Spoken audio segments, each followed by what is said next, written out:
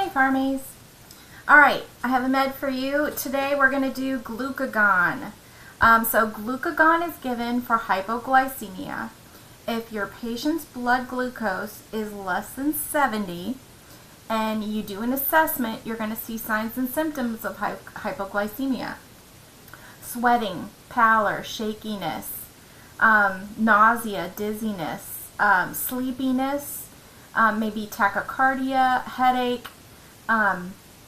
Their level of consciousness is going to go down. They're going to seem confused. They may even slip into a coma, and they may have seizures.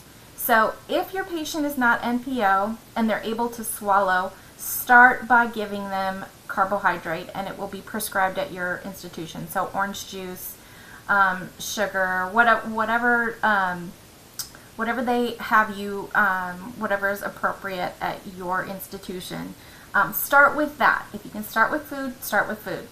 But if your patient is unconscious and you have no IV access, you're going to give glucagon. So my little saying to remember this is when your glucose is gone, you need glucagon.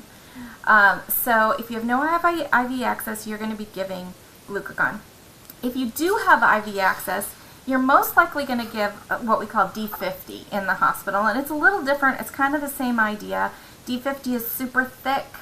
It's kind of like pushing Caro syrup, and either one of those is going to raise the patient's blood sugar very quickly because you're putting blood sugar directly into the veins or into the tissues.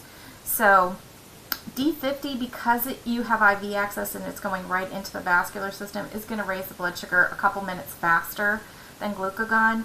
But glucagon may be what your patient needs if you don't have an IV access that will allow you to administer the D50, which is very thick and very hard to push. You have to push it very slowly. Alright, so the idea is you have hypoglycemia. You are going to try to give food. If that doesn't work and you don't have IV, you can give glucagon. If you do have IV, you'll give the D50. Remember, with either of these medications, you have to turn the patient on their side because they are very likely to cause nausea and vomiting, and we don't want our patients to aspirate. And then you need to continue with your hypoglycemia protocol, which means you stay with your patient.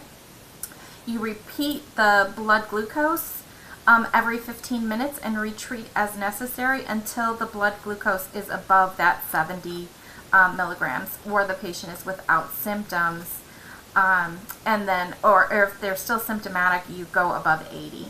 So these will all be very carefully laid out in your at your hospital's policies and protocols. You will have a very specific protocol to follow for hypoglycemia.